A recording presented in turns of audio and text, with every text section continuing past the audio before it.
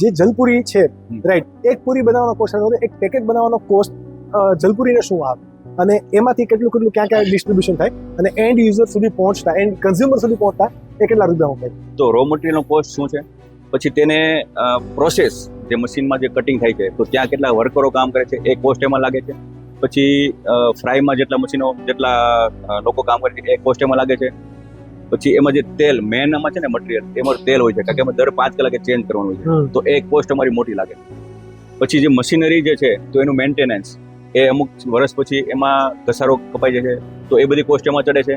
પછી આવે છે પેકેજિંગ મટીરિયલ જે અમારું છે એ ફૂડ ગ્રેડ હોવું જોઈએ અને એ રીયુઝ થવું જોઈએ, તો એ મટીરિયલ અમે યુઝ કરીએ છીએ, એ કોસ્ટ લાગે છે. પછી એ અમે જેમાં ભરીએ છીએ કાર્ટૂન, તો કાર્ટૂન પણ અમે એ મટીરિયલ વાપરીએ છીએ કે ફૂડ ગ્રેડ હોય, ખાવા લાયક હોવું જોઈએ. અમારી મેઇન કોસ્ટ એ પણ છે હાઇજીનની, કારણ કે સાફ સફાઈ, તો મેઇન કોસ્ટ જે છે એ પ્રોડક્શનમાં આટલી જગ્યા આવે છે.